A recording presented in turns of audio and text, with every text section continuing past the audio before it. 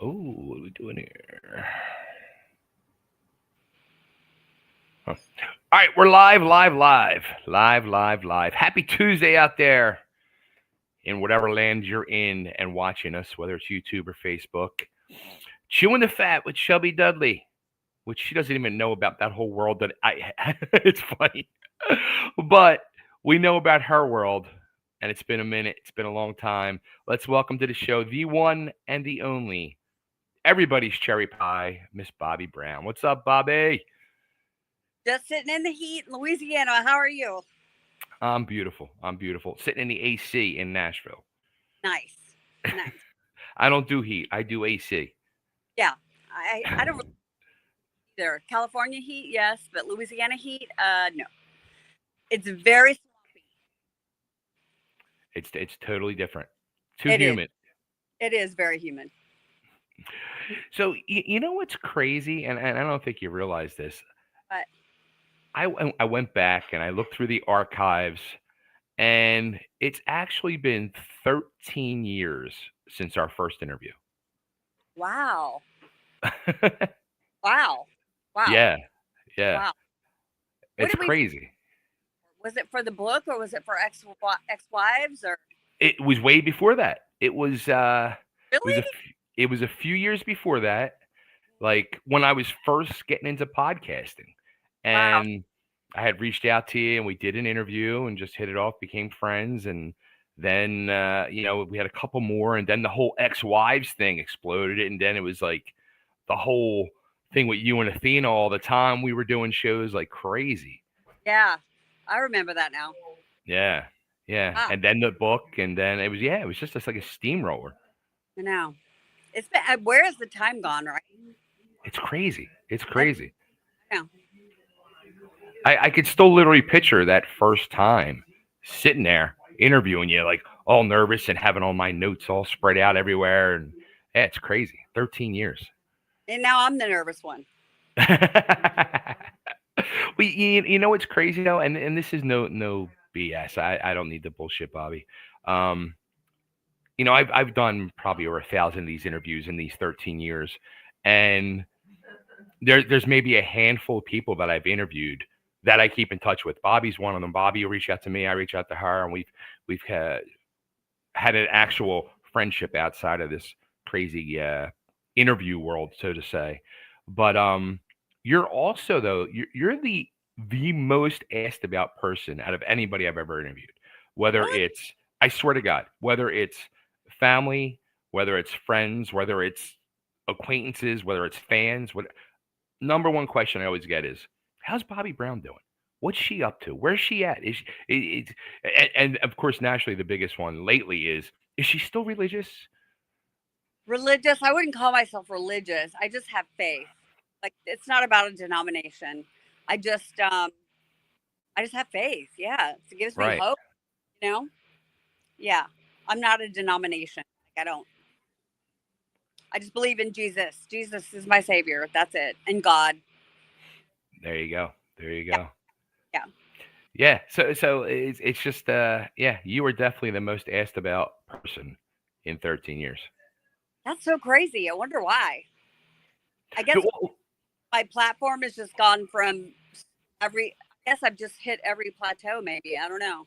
you covered a lot of bases in the entertainment world, Yeah. Yeah. but I don't even know if you realize this too. And even when I'm asked about you, this is another thing that I'm always the statements that I always get, and going through your Facebook and all too, and your social media, and seeing a lot of the same thing.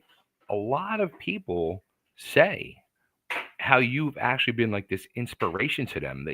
Or you've gotten them through so much in life over the years, and they've looked up to you. Is that kind of like mind blowing to you? Did you expect that? Did you knew that was happening, or You know, I I didn't set out to be like I don't know, just something would resonate with me and I would post it because it's my page. And then people often message me and say stuff like, "Oh, I needed to hear that today," or Mhm. I got a message the other day from my good friend, uh, and she said that her friend just happened to see my page, and then she kind of was scrolling through it and saw a bunch of stuff that really meant a lot to her and her heart, and it did something to her. Wow. Yeah, it's changed perspective about Christianity or people who, you know, I'm not Bible thumping. I'm not going around like, oh, you better. I'm not causing judgment or anything. Right. Um, Right. it's just something that resonates with me, and I'll post it. And then sometimes people will say, "Wow, I needed to hear that today," and Mhm. I'll be like, "Me too." Like, same. That's why I posted it. Um, so yeah, it's a work in progress, obviously, always. But I think I think now I'm more positive, maybe about the world and other people, maybe not so much myself. Sometimes I beat myself. I'm my worst enemy. Um, Plus, getting old, aging in the industry. Like when you start the industry at 17, and you're still in the industry at 57, you're like, yeah, I can't compete with my former self, and I shouldn't try to. And so I have been trying to be okay with aging gracefully, but sometimes, uh, you know, I beat myself up and be like, oh, too bad we can't look 20 forever, right? Well, okay. Well, that's as we talked about. Where does the time gone? I Yeah, mean, when you look back at young Bobbie yeah, now, yeah. what would is there one thing that you would say to your younger self, like any piece of advice or any little thing that you would say? So, yeah, I mean, if I would have known about prayers or God, or if somebody would have said to me, there is a God out there and you can pray to him and he answers your prayers, I probably would have been like, really? I didn't know about that. But it's true. So if I would have known maybe about God when I was younger, I probably would have prayed for a lot of stuff like, my failing marriage, or Janie, or my addiction problem, or uh, other people. I mean, I just didn't even know that was a possibility. Right. And I don't know. I mean, I think I would say that, like, that your prayers do get answered.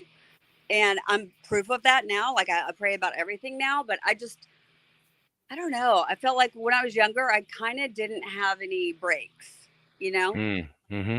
I was just like chopping it up everywhere. Like, let's do it. Let's do it. Let's do it. Yeah. Oh, and it's kind of good, like nobody ever went like, you can't do something. I was like, watch me. I can do everything I want to try. And I don't know. I mean, part of me would say not to be so trusting of Mm. certain scenarios. Like I didn't have like family out there, somebody who was looking out for me. I Right. didn't Right. have somebody to be like, be wary of that person, or Mm-hmm.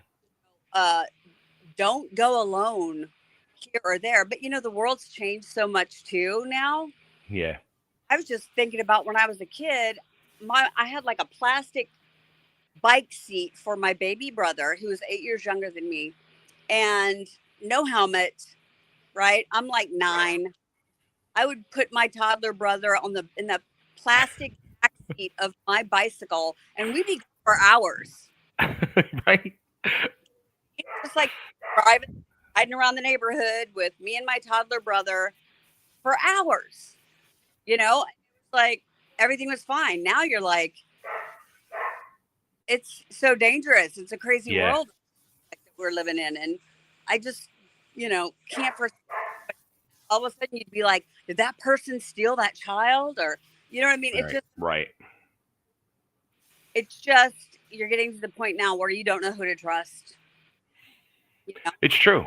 It's so scary out there. Like Yeah. I think too. Like as being a parent, Yeah. you look at it differently, especially when it becomes your own kids, and you get so nervous when they're like when we were growing up. Like you said, like whether we were young or teenagers, we were Yeah. out and we were getting into crazy, crazy stuff. And the kids today, for the most part, they seem not to be getting into that craziness, but there's just an ugly world out there. And you're scared to know what's going to happen. God forbid if somebody, It's finds just, your kid or something.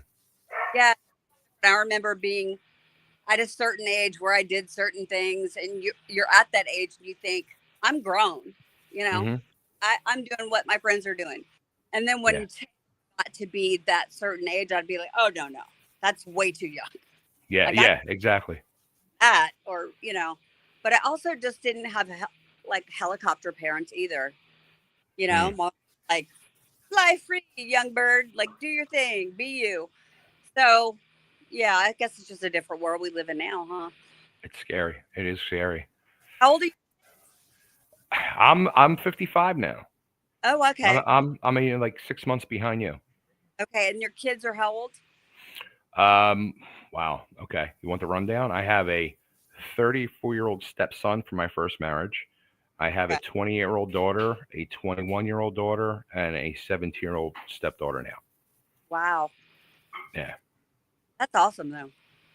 It's It's challenging. thankfully I dyed my hair so you can't see all the whites now. Oh, really? But it's challenging and um especially with my 21-year-old because of my divorce, and it's a very, very ugly situation, and Yeah. things like that. So it has not made life easy, and she's still in Pennsylvania, and I'm here in Nashville, so it's like, it's tough. Yeah. Yeah. Divorce is hard. It really, especially Yeah. you. Yeah.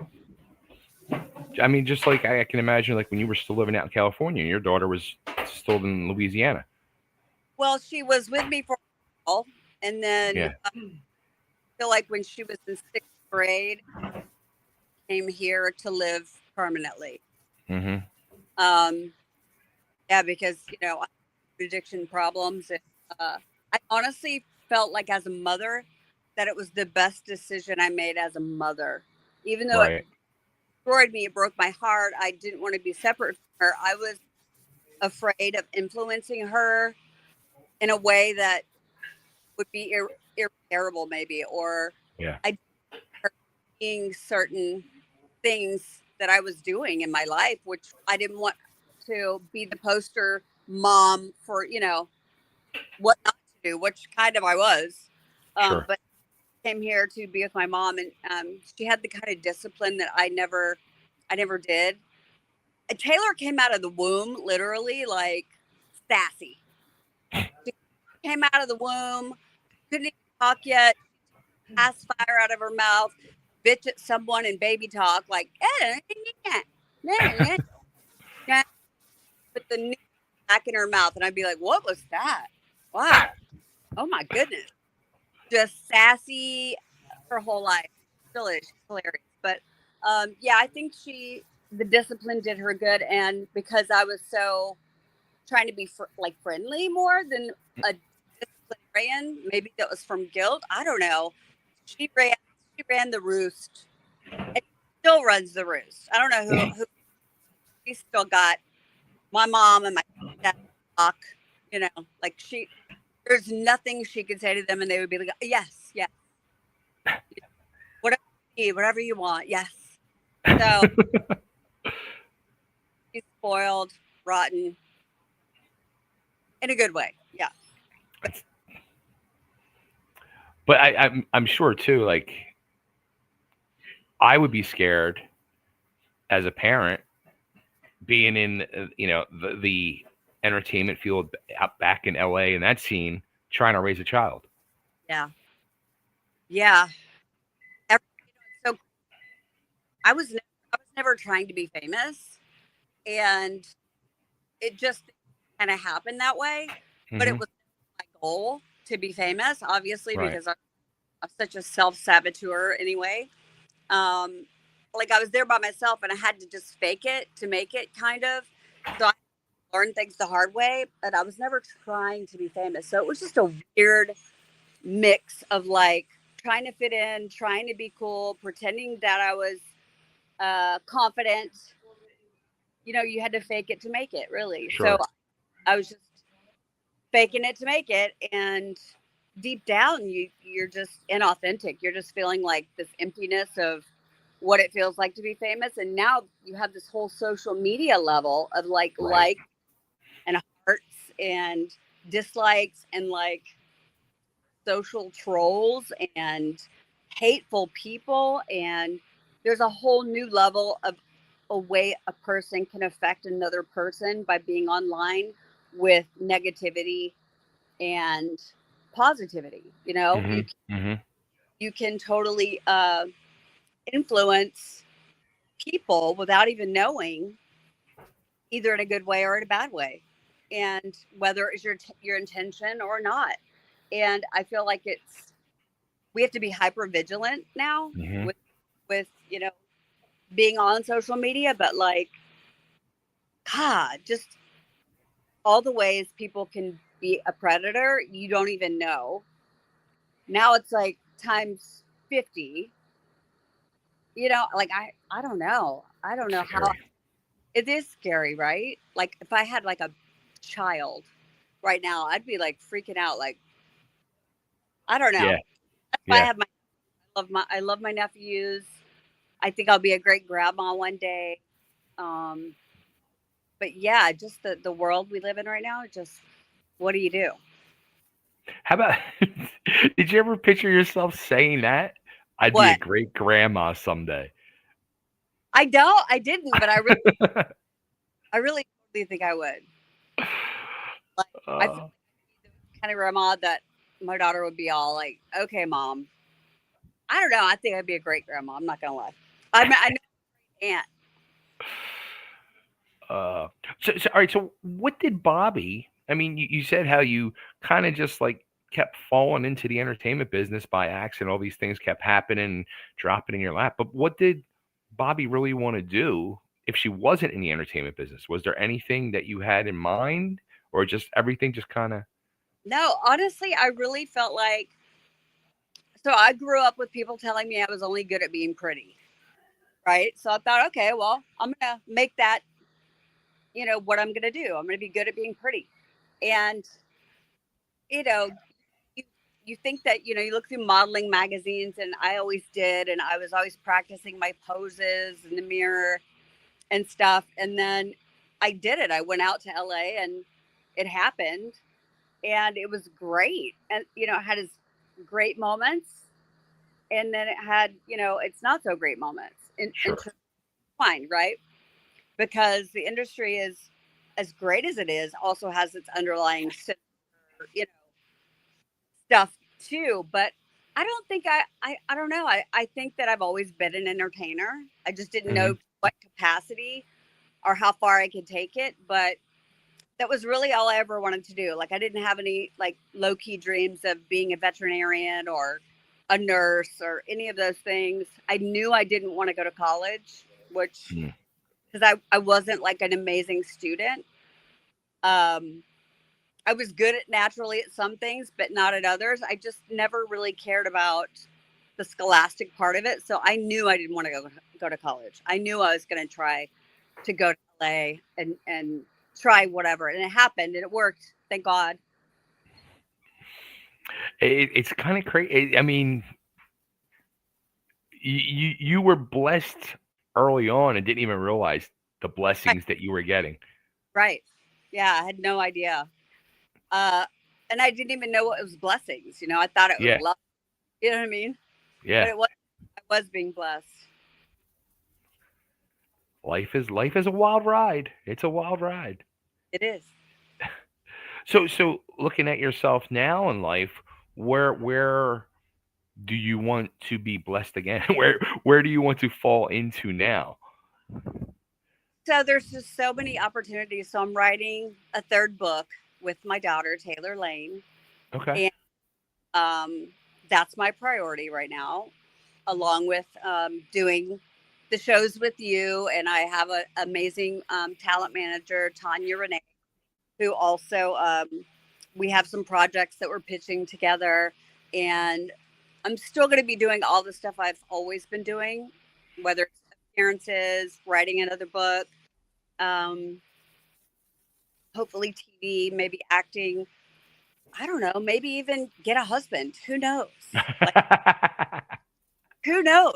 Like, what God has in store for me, but I'm just here for it and whatever, But I do pray. I say, like, if things like that going to happen, you're going to have to bring that to my lap. Like, you're going to have to make the person come into my door, or I don't know, make it happen authentically. Because I'm definitely never going to go on a dating app or put myself out there like that. Like, I can't see myself doing that. Like, I think I did it one day. Like, I joined, I forget what it was, Bumble maybe, for one day. And there were so many messages. Maybe it was Hinge. I don't know. There were so many messages that I got immediately freaked out, overwhelmed, and got off the site. Like, I never messaged anyone back. I got to ask questions about this now. Okay. So, do you go on this? I mean, are you? Do you go on as yourself first of all?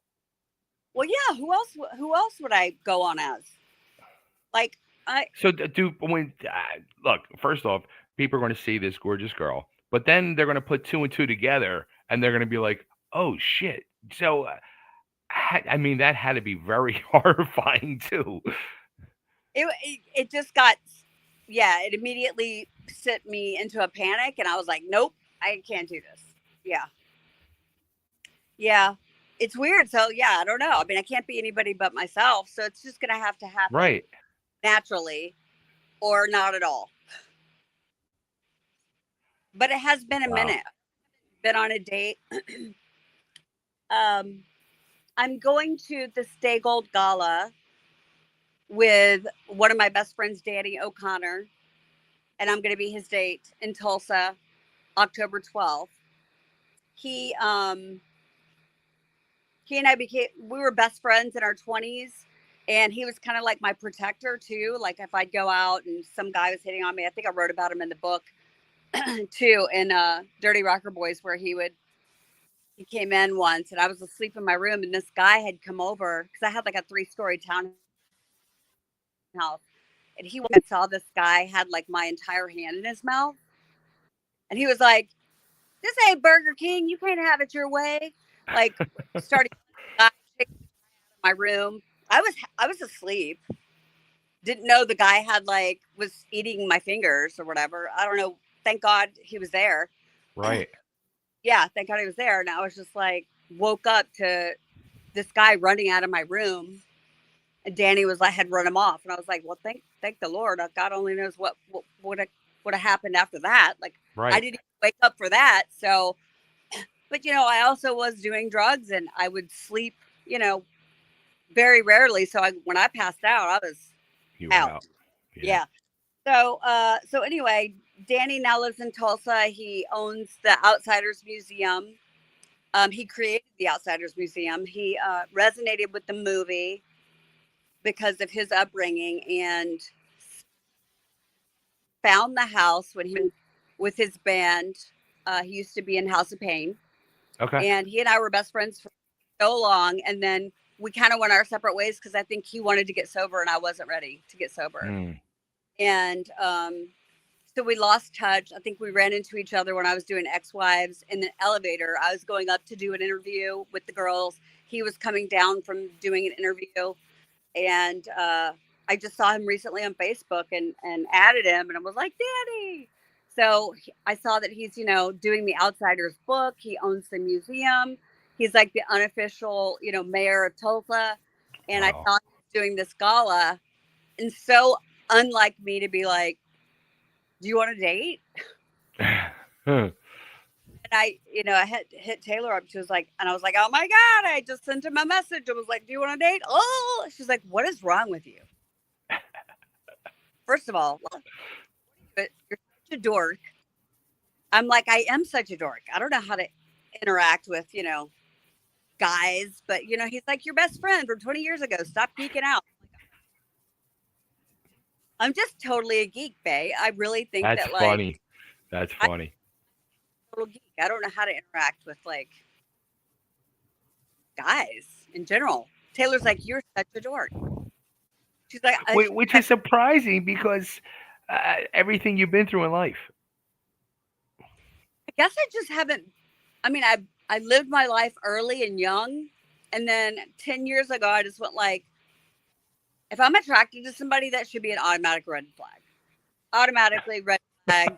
I'm gonna flag myself. I'm gonna stop choosing because my picker's been off for like a hot minute, for years, for decades. And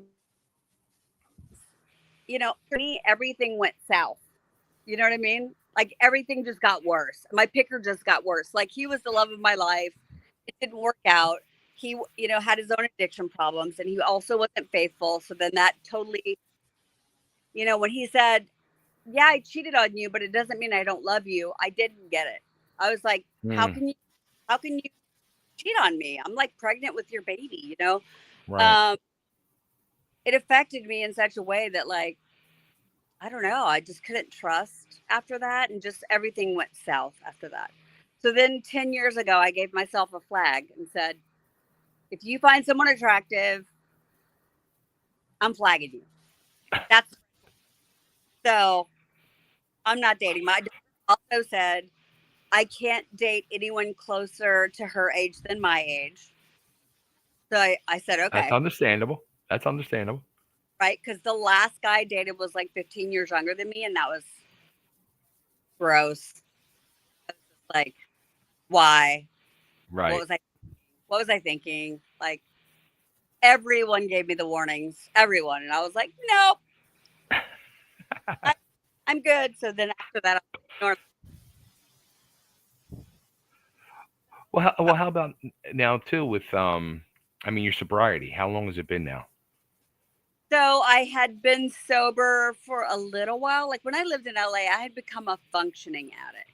In the Gotcha. beginning, I was functioning.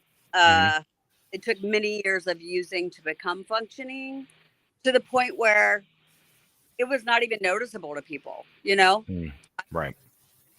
And then when I came back to Louisiana, I got sober, and then all the stalker stuff happened and everything, and I decided I was going to move back to LA, and I kind of went back into drugs for like maybe a couple weeks. Hmm. And what am I doing? What am I doing? I moved back to Louisiana again, and it was like a stronghold that I could never shake. There was never a part of my sobriety journey where I still wasn't wanting to do drugs. Right.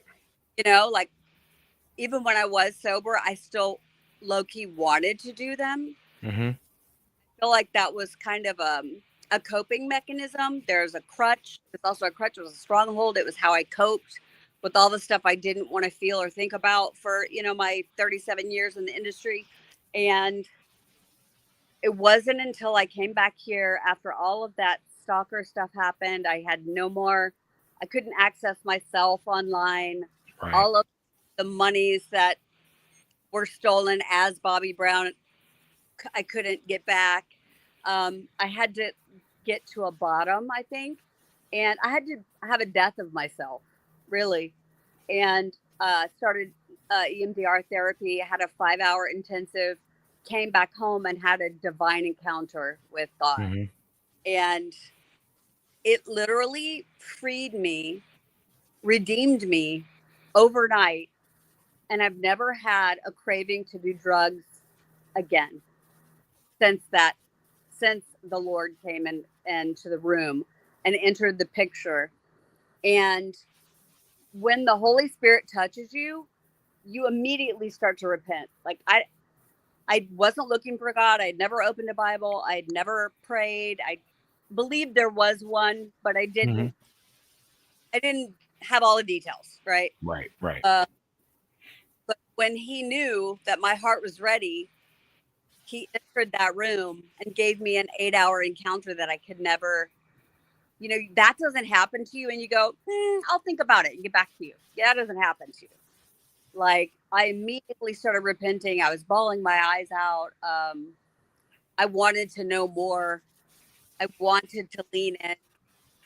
And it was weird. I woke up like a different person. I was a new creation. I saw things differently. I felt things differently. Um, I was different. Yeah. Working things out with me, but it was incredible. So from that day on, I feel like it was like 6 months after that, I wanted to get baptized. I got baptized. Um, I have had no desire to do drugs since that day. So that was really freeing for me, honestly, Mm. because it's also super dangerous to be a drug addict these days. Exactly. Like, yeah, I mean, you can't even, it's a whole different, the cartels are putting, what is that? Fentanyl in everything. Fentanyl. Yeah. Yeah. Like, I probably would be dead at this point if the Lord hadn't come in and saved me and redeemed me from that addiction. And yeah, like I said, it's a whole nother world these days. Like, I'm part of the 2%, and it's not milk. I'm 2% who doesn't do drugs anymore, but it's so hard.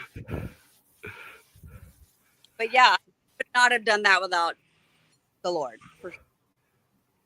Did, being sobered, I mean, as you were saying about like trying to choose a man in life, Yeah, even being sober doesn't like, does it change your outlook towards guys, or you still like, nah, nah, nah, nah? I think it's made me harder. It's been made it harder for me because, like, when I wasn't sober, I had this fake facade that I was just super cool. Right. I was above, I was hotter or better. I don't know what lie I was believing, but I was believing this lie. I was super hyped up on myself. Like, I was always feeling myself, which was crazy because now I see myself for who I am. And maybe I'm hard on myself sometimes, but now I'm more, what would the word be? More self aware, Mm. more self aware, and just not free falling into just believing any lie that comes toward me. Now I want discernment. I want to discern who I'm around and why I'm around them, and if I'm good for them and they're good for me. Is it No, hard to be around like people if they're partying or whatever for you, or no, actually, no. I mean, I feel like if I didn't know Jesus before, I feel like it could have maybe influenced me. right? But you know what I mean? Like, maybe I could have fallen for, like, everybody's partying. Nah, what the hell? Why not? Sure. Um, but now I can be around people who are drinking or even doing drugs. Not that I choose to be in that environment, but I have been, and Hmm. I leave. I just leave, Right. or you know, I have family members who still partake here and there and stuff, and I can be around them, but I just know when to leave. Right. Yeah, Well, I think you were looking for the word. You said self-aware. I think also too. I think it's honest. You've become very honest with yourself in your life. yeah, yeah. Very honest. Like, not everybody loves it. I'll just say, not everybody loves that. I'm gonna Uh, you, say some people you, love it. A lot you of know, people. yeah. It's funny you say that because I was never like that. I Yeah, was always like the quiet one, yeah, and like my sister was the loud one and the honest, yeah, outspoken one. yeah, And after she passed away, it kind of like took into me, and like yeah, I've taken that over now. And now I learned, I'm like, fuck it. Like, yeah. why was I so scared to just say the truth? And now I'm probably too blunt and honest, and people are like, whoa, like, Well, I much prefer that. I feel like if you are that, whether it's something that person doesn't want to hear, honesty is like loving people. yeah, Like, yeah. honest with someone, it's because you love them. Hmm. And I feel like that I would rather have that people be honest with me, even if it's something that I don't want to hear, Right. and then be honest with me anyway, because the self awareness. comes with people who are honest with you and people you trust. And if you Mhm. have issues with all of those things, it's like you don't know if somebody's coming at you for a reason. That's just also Hollywood too. But just being honest means you love people. And I feel like it's refreshing to have somebody who's like, that wasn't nice. That was Right. ugly. Or that hurt my feelings. Or uh, that was rude. You know, sometimes people don't know that they're being rude or wasn't trying to be ugly. They just said it weird. I don't know. I'd rather somebody say that to me and be like, you know what, that came off weird. Is that how you meant it? And I can be like, actually, I wasn't trying to be like that at all. Or I'd be like, yeah, I was Yeah. totally doing a bit with you, and this was a joke. I was joking.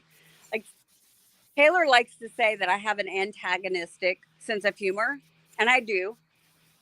It is funny to me to be annoying to people. And like, not everybody loves that, Mom. I'm like, why not? It's so fun. She's like, For you. for you, it's on Yeah. you hilarious. Isn't it hilarious to everybody? She's like, no, it's not. I'm like, okay, okay. But is my sense of antagonistic? Sure, it is. Did I raise my brother and my daughter with that sense of humor? Absolutely. Do they get it? Can they jump in on the joke with a straight face and it just be hilarious to the three of us? Absolutely. Is everyone else annoyed?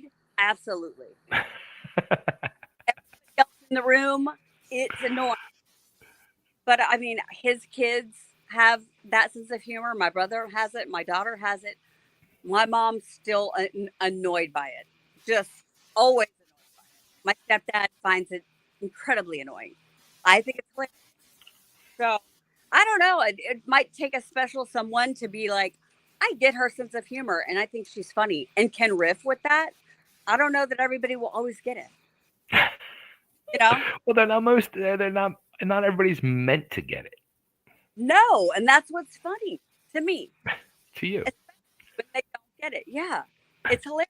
Like, my mom will have to sometimes stare at me and be like, is she being serious or is she joking? What I can hold off on laughing.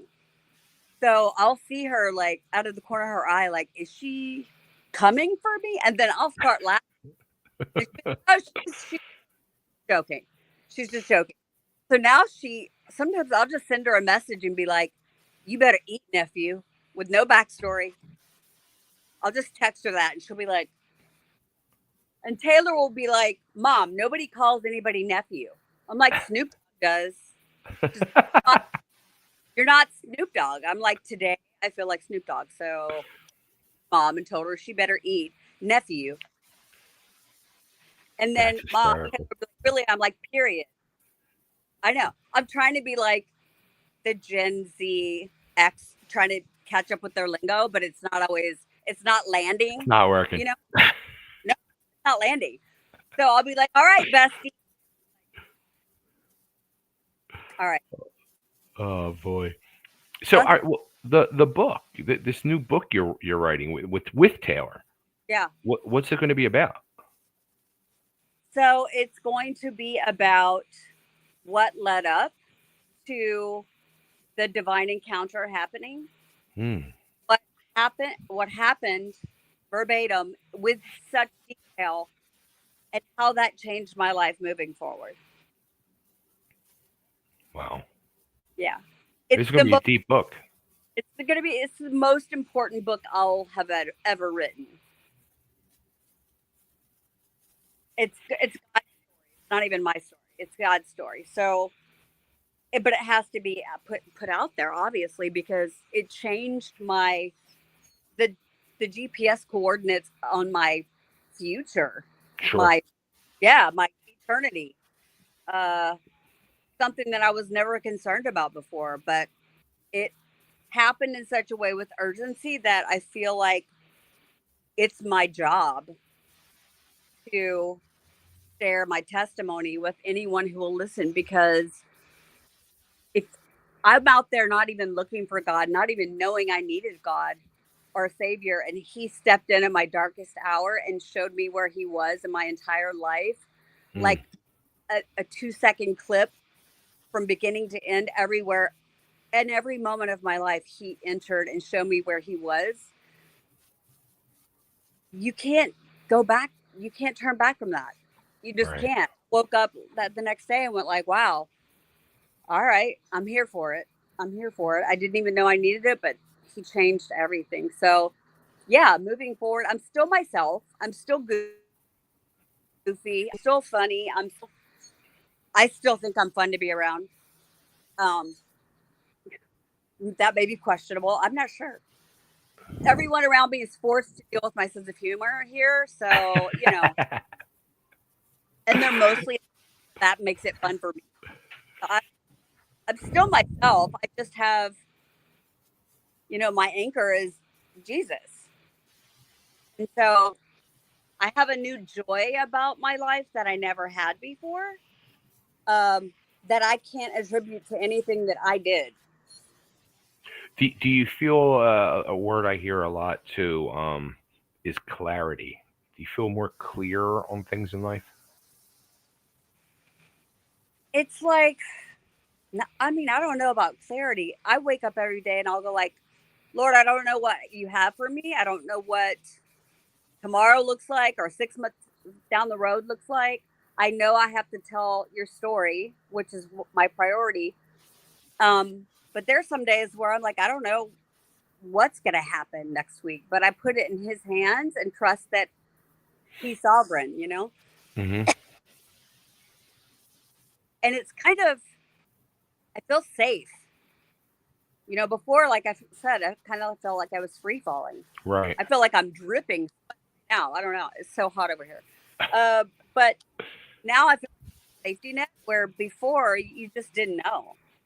You just didn't know. You just tried and try again. But the point is to continue, like to keep moving forward, to move forward with faith now. I feel more secure. So I don't know if That's a that's, good word. is it clarity? I don't know. Uh, Maybe there's a bit of clarity, but some days I don't feel clear at all. Some days I'm like, I don't know, you know, but I do have a sense of peace within me where I used to be very tightly wound and like a tiny ball of chaos, maybe like a hot mess, just using it as material. And now I feel like I do have like a sense of peace and I present more peacefully, I think. well, you know what? I think peace would go along with clarity too, Yeah. and secure is an even uh, hugely important feeling and word too. I mean, Yeah. Yeah. I'm Secure. sure through most of your life, I know through most of my life, I haven't felt secure. I would say I was faking it Yeah. all the time. I think I Hmm. faked it 37 years probably. Um, faked it. It was convincing, but deep down it was very vacant. I felt very, you pretend like you're super confident and have it all going on and you feel like I I got this handled, but you go home and you're like, Yeah. you know, I'm such an mess. It's just like a constant struggle, I guess a daily struggle. Hmm. But now I just I'm trying to be content. It's not easy to be content. It isn't. Like every day is a struggle. Every day I'm like, oh, I need a mental lap. I need 8. I need a I need to go outside and say a little prayer. Like I, I say a million prayers all day long sometimes. That's confident I am in God and not myself. But He's got me, so I feel secure in that. Right. Yeah. So the book. Do you feel that this is probably the hardest book to write? I mean, this is a major, major. It's not like you're telling your crazy stories of your life. I mean, this is a big, big life changing situation for you that again you didn't look for or expect. It's the most important book I'll ever write. Writing a book is easy, especially with your daughter sometimes. But she's amazing. I can say something and she'll take that sentence and be able to create a backstory. The right questions to ask. Like I just say something and I move on, and she'll be like, "Well, hold on, hold on. We Mm. need the details. We need to be so detailed." So the book is hard, but I feel like there's urgency for me to get it out. A message that I need to share that's urgent. I feel like the time is now. Time is short. I really feel like this book is going to be the most important book I'll ever write. Mm. Write it. But I feel like the third book is going to be the third arc to my story and my life, and I don't know what's going to happen from there. Like I said, like I can make all the plans I want, but if it's not in God's design for my life, it won't happen. Exactly. You know? Yeah. Now I just trust him, and if it's in his will, I know it will happen. If it's not in his will, it's not going to happen, and I have to be okay with that. But I can still make my plans and move forward, but I feel like the book is the priority for me right now. And Right. I'm doing appearances with you, which, you know, people still love and know me as all of the, but they're going to see a new me in this, you know, same old bag of flesh. Cheers. Is that you? That, that your, what Yeah. was that? Yeah. Noise. What? Dog food. Ah, um. sweating to death over here. Before What? we go, Any idea when the book will be coming out, or? I want it to come out this year. I would love for it to come out this year. It's about more than halfway done. I I don't know. I'm working on it. We're working on it. Uh, if it were up to me, it would be out already. Hmm. But it's not up to me, and I'm having to work with Taylor, and and it's going to be on God's timeline, not mine. So, but There you if it go. were up to me, it would be out right now. Speaking of writing, how about I guess a couple months ago it came out that there was a song of Janie's that he never finished Mhm. that they finished. Did you know about the song? Were you shocked? Were you happy, excited? What was your feelings on that? No, so before he passed, he anytime he would write new songs, he would come and play them for me, or Okay. present them to me, not live, not like bring an acoustic guitar and be like, sit down. No, he Hmm. wouldn't do, but he would play me the music, and I remember thinking specifically, "Private Blue World." There was a couple of songs that I thought, wow, that's a hit. Like Hmm. that is a hit. And there was a lot of songs that he did that I always thought should have been like number ones or should have been pushed more, that were hits. But I wasn't an A&R person at a record label. But when he passed, I remember like that thinking like, oh, that song would have been a hit, or this Hmm. song was. Anytime like somebody asked me like, what do you think about Madison doing any of his music? I'm like, yeah. Or that they're releasing, that Warrant's doing a new song with Janie. And maybe I might have felt a certain type of way about it before, but now I just feel like how lucky for them that they get to work with Janie, Yeah. who I feel like it's a blessing that they're going to get to Hmm. work with him again. And I just feel like at this point, I have no ownership over his gift. Right. And whoever is blessed to get to still hear what a talent he was and what a gift God gave him, that is not easy to do. Not, I mean, I think I'm a singer. I'm not. I couldn't write if I tried. Even help write a book. It's definitely a blessing.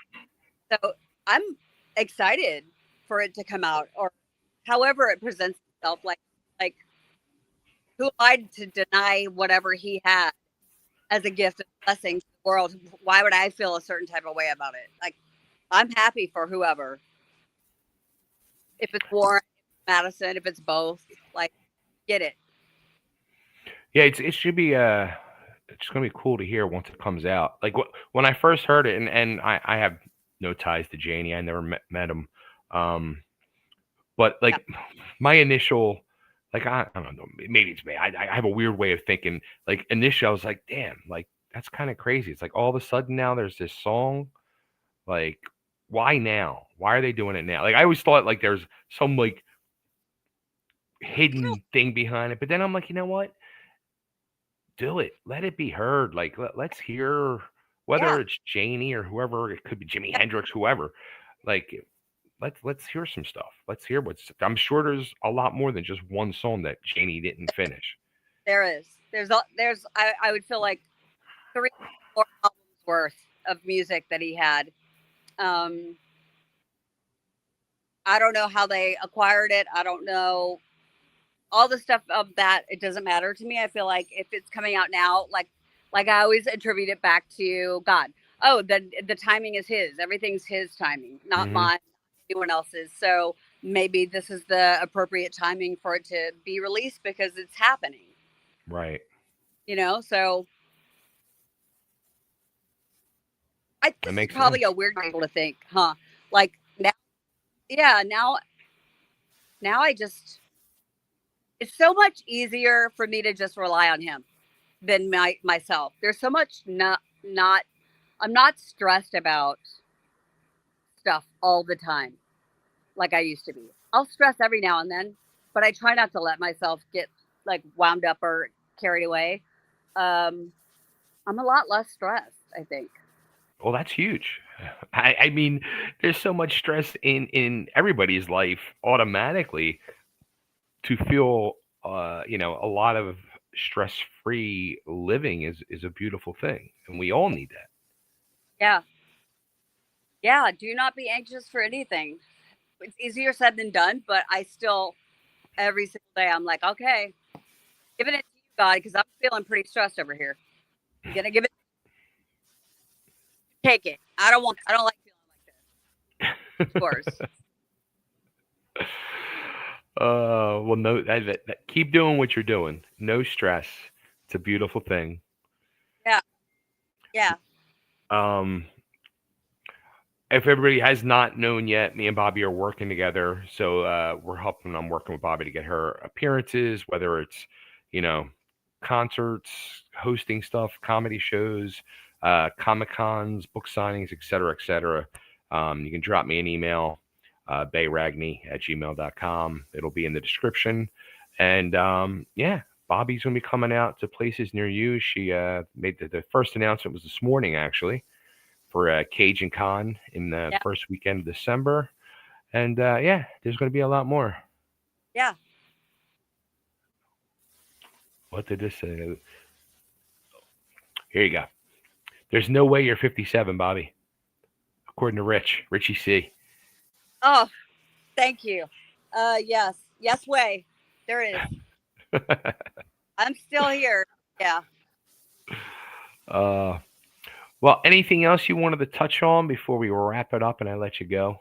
And Yeah. I feel like I'm melting into a mush of mashed potatoes over here. Like I'm dwindling in the sun. No, I'm excited, for when the book comes out. Everybody, I think, should buy it and read it and check it out and come and meet me at these Comic Cons and, anywhere I make an appearance, come and meet me. I would love to say hello and greet you guys. And um, praise God. That's it. there you go. And there's Yeah, going to be a lot of people that want to meet you, so be ready. I'm totally ready. You be ready. I'm ready. Come on. Y'all need to I'm get all, ready. I'm always ready. All right. Well, Let's do it. All right, everybody. Thanks, everybody, for tuning in. You can check out Bobbie on social medias at Brown Bobbie on Instagram. She's on Facebook. I think that's it, right? yep. I'm on X and on Threads, but I feel like I never post on X anymore. Threads does it automatically from your Instagram. So I post mostly on my Facebook and then secondly on my Instagram. There you go. Yeah. The places to be with Yeah. Double B. All right, Bobbie, thanks. I will talk to you soon. All right. Talk to you in a bit. Bye. Bye.